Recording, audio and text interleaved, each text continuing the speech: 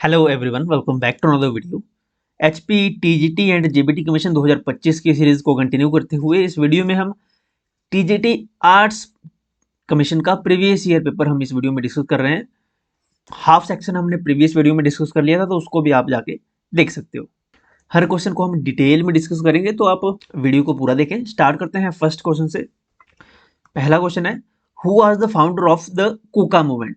कुका आंदोलन का संस्थापक कौन था? कुका आंदोलन के संस्थापक थे भगत जवाहरमल। भगत जवाहरमल फाउंडर थे कुका मूवमेंट के। कुका मूवमेंट, इस मूवमेंट को नामधारी मूवमेंट के नाम से भी जाना जाता है। Okay, Namdhari movement. ये जो भगत जवाहरमल है, इन्हें सियान साहिब के नाम से भी जाना जाता है। ओके, सियान साहिब। कुका मूवमेंट पंजाब क्षेत्र में हुआ था। ओके, चलिए अगला क्वेश्चन है। In 1908, Bal Gangadhar Tilak was imprisoned for 6 years and was sent to 1908 में बाल गंगाधर तिलक को 6 वर्ष का कारावास हुआ और उन्हें किस जेल में भेज दिया गया था? बाल गंगाधर तिलक को 1908 में मांडले जेल में भेज दिया गया था। मांडले कहाँ पे है? मांडले म्यांमार, जिसे पहले बर्मा कहा जाता था, वर्मा देश में है मांडले जेल। यहाँ पे इन्हें भेज दिया गया था सन 1908 में 6 साल के कारावास के लिए। इनका जो एक मराठी न्यूज़पेपर था जिसका नाम था केसरी, इनका मराठी न्यूज़पेपर था केसरी, जिसमें उन्होंने अंग्रेजों के अगेंस्ट कोई आर्टिकल लिखे थे। जिसके बाद 30 जुलाई 1908 को बाल गंगाधर तिलक को अरेस्ट किया गया और इन्हें जेल की सजा सुनाई गई। 1908 से 1914 तक ये बर्मा में मांडले जेल में रहे। ओके, मांडले जेल में रही है बर्मा में कब तक? 1908 से 1914 तक, 6 साल। ये जो यरवदा जेल दी गया है, यरवदा जेल कहाँ है? यरवदा जेल है पुणे में। यरवदा जेल पुणे में है, पुणे महाराष्ट्र में यरवदा जेल। ओके, यहाँ पे महात्मा गांधी ने काफी टाइम स्पेंड किया है यरवदा जेल में। नेक्स्ट क्वेश्चन है, at the northern most point of India the rays of the sun are always. जो भारत का उत्तरतम, वैसे देखें तो ये ईस्ट है, वेस्ट है, नॉर्थ है और साउथ है। यहाँ पे बात कर जा रही है नॉर्दर्न नॉर्दर्न डायरेक्शन की, जो नॉर्दर्न पॉइंट है। ओके, जो कि जे एंड के वगैरह है। ओके, जे एंड के की यहाँ पे बहुत हो रही है, लद्दाख और जे एंड के। भारत के उत्तरतम भाग में सूर्य की किरणें हमेशा पड़ती है। किस एंगल से पड़ती है? हमेशा तिरछी पड़ती है यहाँ पे सूर्य की किरणें। नॉर्दर्न मोस्ट जो एरिया है भारत में, यानी ऑब्लिक। होगी, ऑप्शन बी करेक्ट होगा, तिरछी। इसे स्लैंटिंग भी लिखा जाता है कई जगह पे। क्वेश्चन ये भी बनता है कि भारत का नॉर्दर्न मोस्ट पॉइंट कौन सा है? भारत का नॉर्दर्न मोस्ट पॉइंट है इंदिरा कूल। क्या पॉइंट है northern most point? Indira cool, ये नॉर्दर्न मोस्ट पॉइंट है। ओके, ये जम्मू कश्मीर के सियाचिन क्षेत्र में आता है, काराकोरम रेंजेस में। किसके रेंजेस में? काराकोरम रेंजेस में। काराकोरम रेंजेस कहाँ है? जे एंड के में है काराकोरम रेंजेस। एल्टीट्यूड कितना है? 5764 मीटर हाइट पे है काराकोरम रेंजेस ये। अगला क्वेश्चन है, Patkai Bum and Dapha Bum are the important ranges of. Patkai Bum और दफा बम महत्वपूर्ण श्रेणियां हैं। कहाँ की महत्वपूर्ण श्रेणियां हैं? तो ये रेंजेस है पूर्वांचल में। ओके, पूर्वांचल की रेंजेस है, ऑप्शन डी करेक्ट होगा। पूर्वांचल की रेंजेस है, पटकाई बम हो गया, दफा बम हो गया, ये महत्वपूर्ण पर्वत श्रृंखलाएं हैं। ये जो यहाँ पे पूर्वांचल दिया गया है, पूर्वांचल में कौन कौन से क्षेत्र आते हैं? यहाँ पे पूर्वांचल की यहाँ पे बात हो रही है, तो पूर्वांचल की लोकेशन क्या है? पूर्वांचल की लोकेशन है north eastern India. North eastern India. Okay, north east. North east में क्या क्या आएगा आपके? जो नॉर्थ ईस्टर्न स्टेट है, जैसे अरुणाचल प्रदेश, अरुणाचल प्रदेश, नागालैंड हो गया आपका, अरुणाचल प्रदेश है, मणिपुर है, मणिपुर आ गया, और मिजो की पहाड़ियाँ आएंगी, मिजोरम, मिजोरम क्षेत्र। ओके, ये क्षेत्र जो एक नेचुरल बैरियर क्रिएट करते हैं म्यांमार के साथ, ये पूर्वांचल में है ये। ओके, अरुणाचल प्रदेश, नागालैंड, मणिपुर, मिजोरम, ये पूर्वांचल क्षेत्र है। अब इस पूर्वांचल में बहुत सारे हिल्स हैं, जैसे मिजो हिल्स है, मिजोरम में मिजो हिल्स, नागालैंड में नागा हिल्स है, पटकाई है, नागा है, गोराखासी है, ये हिल्स हैं। ओके, तो यहाँ पे वन ऑफ द जो हाईएस्ट हिल्स है वो है दफादुम हिल्स। ओके, दफादुम हिल्स ये one of the highest hills है यहाँ पे पूर्वांचल की। जो अरावली हिल्स दिया गया है, अरावली पर्वत श्रृंखला है, ऑप्शन बी में दिया गया है। अरावली हिल्स ये one of the oldest, world's oldest fold mountains है। ये कैसे माउंटेन्स है? फोल्ड माउंटेन्स, फोल्ड माउंटेन्स है ये। होंगे oldest fold mountains in the world. Aravalli hills Gujarat में है। गुजरात हो गया, गुजरात, राजस्थान, हरियाणा, और दिल्ली, इन क्षेत्रों में फैली है अरावली हिल्स। अरावली हिल्स का जो हाईएस्ट पीक है वो कौन सा है? हाईएस्ट पीक है गुरु पीक। गुरु पीक जो है हाईएस्ट पीक है अरावली हिल का। नेक्स्ट क्वेश्चन है, the Indo Gangetic plains of Indian subcontinent are examples of भारतीय उपमहाद्वीप के। सिंधु गंगा के मैदान उदाहरण है। Indo Gangetic plains of Indian subcontinent are examples of, तो इन कॉन्टिनेंट को उदाहरण माना जाता है डिपोजिशनल प्लेन्स में।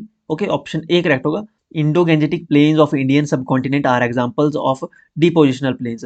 डिपोजिशनल प्लेन्स ये किससे बने होते हैं? ये सिल्ट हो गया आपका, सिल्ट, रेत हो गया, सिल्ट, सैंड और आपकी क्ले, इनसे बने होते हैं ये डिपोजिशनल प्लेन्स। ओके, जो कि इंडो गैंजेटिक प्लेन्स है हमारे।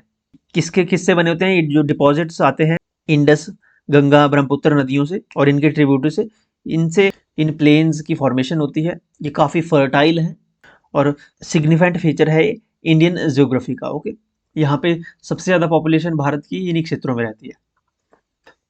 अगला क्वेश्चन है, which of the following rivers makes an estuary, यानी कि निम्न में से कौन सी नदी एक मुहाना बनाती है? भगीरथी, हुगली नदी जो है भगीरथी, ये मुहाना बनाती है। Okay, story, option D correct होगा, भगीरथी। यहाँ पे कुछ और नदियां भी दी गई है, जैसे कृष्णा नदी है। कृष्णा नदी कहाँ से निकलती है? कृष्णा नदी निकलती है हमारे पश्चिमी घाट जो है यहाँ, वहाँ के महाबलेश्वर क्षेत्र से। ओके, महाबलेश्वर से, महाबलेश्वर से निकलती है कृष्णा रिवर, और ये कहाँ मिल जाती है? बे ऑफ बंगाल में ये मर्ज हो जाती है, बंगाल की खाड़ी में। सेकंड ऑप्शन है महानदी। महानदी का उद्गम होता है रायपुर से, रायपुर छत्तीसगढ़ से महानदी का उद्गम होता है। इस नदी की कुल लंबाई, महानदी की कुल लंबाई 853 किलोमीटर है। 853 किलोमीटर की टोटल लेंथ है, इस लंबाई है इस रिवर की, जितना है। महानदी पे हीराकुंड बांध बना हुआ है, आपको पता है हीराकुंड बांध। ओके, हीराकुंड बांध कहाँ है ये आपको कमेंट में बताना है। बाद में महानदी भी मिलती है बे ऑफ बंगाल, बंगाल की खाड़ी में, ये बाद में मर्ज हो जाती है। देखिए गोदावरी है, गोदावरी को दक्षिण गंगा के नाम से जाना जाता है। दक्षिण गंगा के नाम से जाना जाता है गोदावरी को। दक्षिण गंगा के नाम से प्रसिद्ध गोदावरी नदी ये भारत की दूसरी, सेकंड सबसे लंबी नदी है। ओके, सेकंड नंबर पर सबसे लंबी नदी है गोदावरी। फर्स्ट पे कौन से है? फर्स्ट पे है गंगा रिवर, सेकंड पे गोदावरी। गोदावरी की लेंथ कितनी है? गोदावरी की लेंथ है 1465 किलोमीटर। गोदावरी नदी का उद्गम कहाँ से होता है? इसका उद्गम होता है महाराष्ट्र में एक क्षेत्र है त्र्यंबकेश्वर, वहां से इसका उद्गम होता है, त्र्यंबकेश्वर। ओके, त्र्यंबकेश्वर। और गोदावरी भी बंगाल की खाड़ी में मिल जाती है, बे ऑफ बंगाल में। लास्ट ऑप्शन है हुगली नदी। हुगली नदी से जिसे भगीरथी हुगली भी कहा जाता है, ये पश्चिमी बंगाल में बहती है। ओके, नेक्स्ट क्वेश्चन है, winter rainfall in Tamil Nadu is due to, Tamil Nadu में शीतकालीन वर्षा का कारण क्या है? तमिलनाडु में विंटर रेनफॉल होती है, यानी सर्दियों में बारिश पड़ती है तमिलनाडु में, उसका कारण क्या है? उसका कारण है रिट्रेटिंग मॉनसून्स, निर्वर्तनी मॉनसून जो है कारण है तमिलनाडु क्षेत्र में शीतकालीन वर्षा के। ऑप्शन ए करेक्ट होगा। यह कई बार ऑप्शन में होता है नॉर्थ ईस्ट मानसून, यहाँ पे नॉर्थ साउथ मानसून दिया है, ये गलत है। North east monsoon, north east monsoon के कारण, जिसको कहा जाता है retreating monsoons, north east monsoons को। ओके, रफली अक्टूबर से दिसंबर के बीच में यहाँ पे हवाएं चलती हैं। अगला क्वेश्चन है, which of the following is the most important oil bearing state of India? निम्नलिखित में से कौन सा भारत का सबसे महत्वपूर्ण तेल धारक राज्य है? Oil bearing state, most important oil bearing state है आसाम। ऑप्शन बी करेक्ट होगा, आसाम। जो आसाम है ये ओल्डेस्ट ऑयल प्रोड्यूसिंग स्टेट है भारत की। Okay, oldest oil producing state है आसाम। आसाम में डिगबोई फील्ड है जहाँ, जो कि ओल्डेस्ट फील्ड है।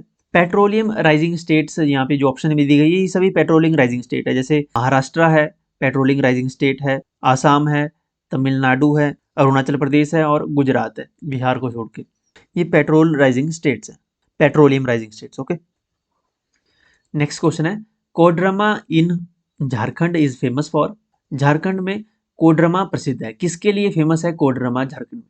माइका माइनिंग के लिए फेमस है झारखंड का कोडरमा क्षेत्र, यानी अभ्रक, माइका यानी अभ्रक खनन के लिए। ओके, अभ्रक खनन माइका माइनिंग यहाँ पे होती है कोडरमा में, Koderma Jharkhand. Option B correct हो, कोडरमा डिस्ट्रिक्ट है ये, ओके, झारखंड में। अगला क्वेश्चन है, the most of India's cultivated land is under, Bharat का अधिकांश कृषि भूमि है, भारत की अधिकांश कृषि भूमि, most of India's cultivated land is under, shifting cultivation के अंदर नहीं आता है, tribal cultivation, dry zone cultivation या फिर सेडेंटरी कल्टीवेशन। तो most of India's cultivated land is under sedentary cultivation, स्थानबद्ध कृषि के अधीन आता है भारत का अधिकतम जो कल्टिवेटेड लैंड है, जो अधिकांश कृषि भूमि है। ओके, ऑप्शन बी करेक्ट होगा, स्थानबद्ध कृषि भूमि। सेडेंटरी कल्टीवेशन कैसी होती है? सेडेंटरी कल्टीवेशन एक ऐसी पद्धति है खेती की जिसमें किसान जो है एक ही स्थान पर स्थायी रूप से नियमित रूप से खेती करते हैं। ऐसा नहीं है कि 2 साल यहाँ पे खेती की, फिर 2 साल किसी और जगह पे चले गए, फिर और जगह पे चले गए, ऐसा नहीं होता। एक ही क्षेत्र होता है, वहीं पे ही हर वर्ष किसान खेती करता है और वहीं रहता है, उसी क्षेत्र में रहता है। जैसा शिफ्टिंग कल्टीवेशन में होता है, शिफ्टिंग कल्टीवेशन में इसका उल्टा होता है। शिफ्टिंग कल्टीवेशन में ऐसा होता है कि जो जमीन है खेती की उसको बदल दिया जाता है, इसे झूम खेती कहते हैं। शिफ्टिंग कल्टीवेशन को झूम खेती कहा जाता है, झूम खेती। ये नॉर्थ ईस्ट क्षेत्रों में होती थी पहले। शिफ्टिंग नाम से पता लग रहा है कि लोग इसमें जो किसान है वो शिफ्ट करता रहता है, भूमि बदल दी जाती है। लेकिन सेडेंटरी कल्टीवेशन में ऐसा नहीं होता, यहाँ पे एक ही भूमि पर बार बार खेती रहती है, होती है, जैसा कि आपने देखा होगा इंडिया में ऐसा ही होता है मैक्सिमम प्लेसेस में। ओके, ऑप्शन बी करेक्ट होगा इसमें।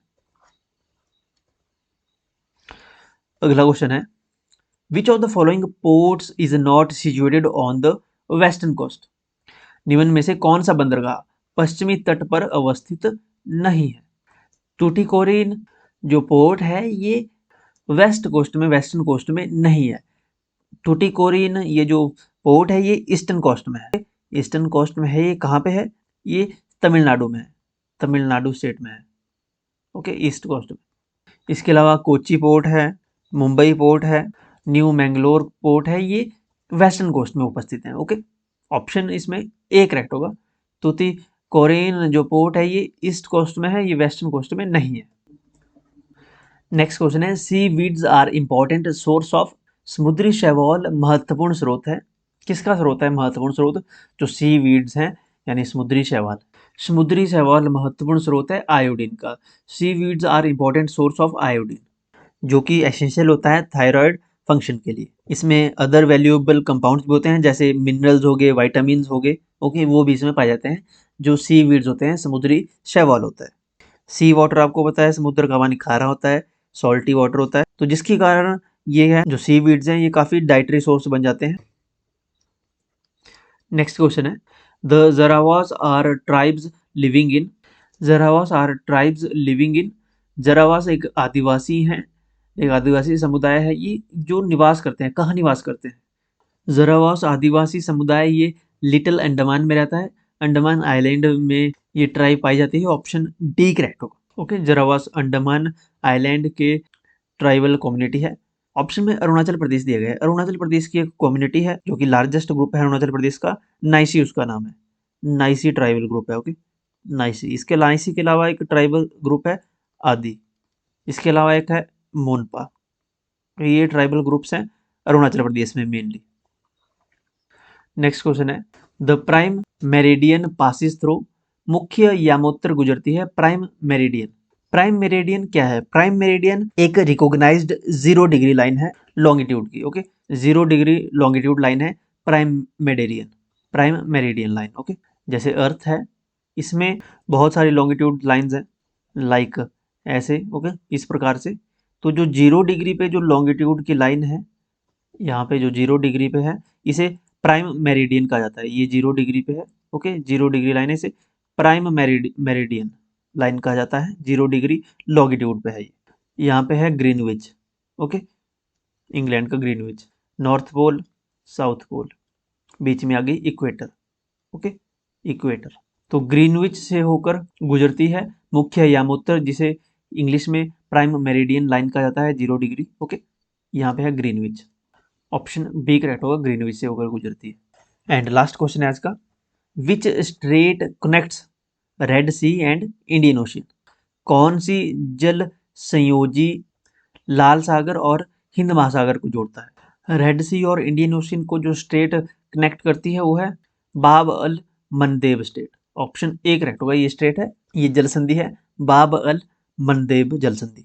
ओके, ये जो ऑप्शन में मलक्का दिया गया है, मलक्का स्टेट है, मलक्का जल संधि है, मलक्का स्ट्रेट ये कहाँ है? मलक्का स्ट्रेट मलाया प्रायद्वीप और इंडोनेशिया के सुमात्रा प्रायद्वीप के बीच में है। ओके, मलेशिया और इंडोनेशिया के बीच में, मलेशिया एंड इंडोनेशिया। मलेशिया का जो मलाया प्रायद्वीप है, मलाया प्रायद्वीप, मलाया स्टेट और इंडोनेशिया के सुमात्रा द्वीप के बीच, सुमात्रा द्वीप के बीच। Okay, so that's it for today. You can join us on Telegram, WhatsApp, Instagram. Links are in the description box or in also in first comment. Do subscribe the channel. Thank you.